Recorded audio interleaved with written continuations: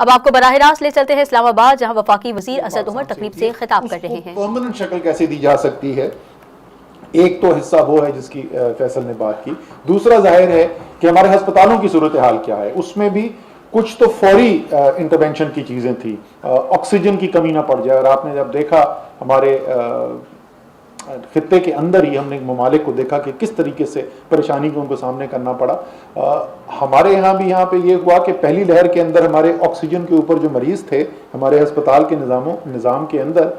اس سے تقریباً 60% زیادہ ہمارے پاس مریض تھے تیسری لہر کے اندر جو ہم نے وہاں پہ دیکھے۔ لیکن آپ کو شاید پہلی لہر کے اندر زیادہ بات یہ سننے کو ملی ہو کہ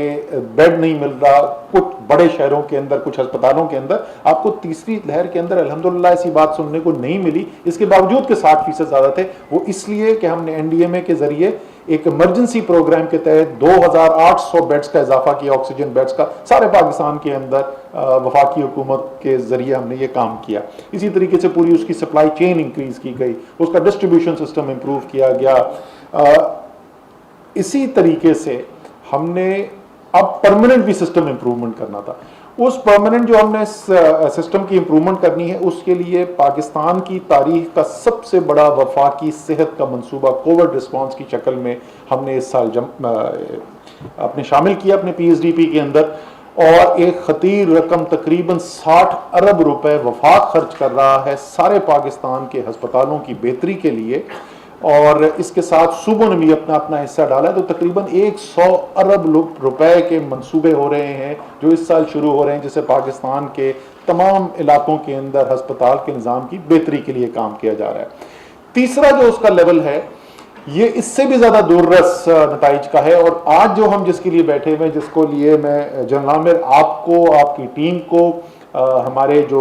چائنیز پارٹنرز اینڈ فرینڈز جو آئے ہیں ان کو میں مبارکباد بھی دینا چاہتا ہوں، اور یہ میں میرے خیال میں حق بجانب ہوں کہ میں قوم کی جذبات کی ترجمانی بھی کر سکتا ہوں، کیونکہ جس وقت یہ پہلی اناؤنسمنٹ دی تو میں سوشل میڈیا پہ ٹویٹر پہ کافی سارے فالوورز ہیں، تو وہ ایک پلس آپ کو مل جاتی ہے نیشن کی کیا ہوتی ہے کہ کس چیز کے اوپر زیادہ، اور اتنا زبردست ریئیکشن آیا لوگوں نے۔ تو the nation is proud of the team، جی قوم کو فخر ہے اس ٹیم کے اوپر، آپ نے NIH کے اندر جو کام کیا ہے،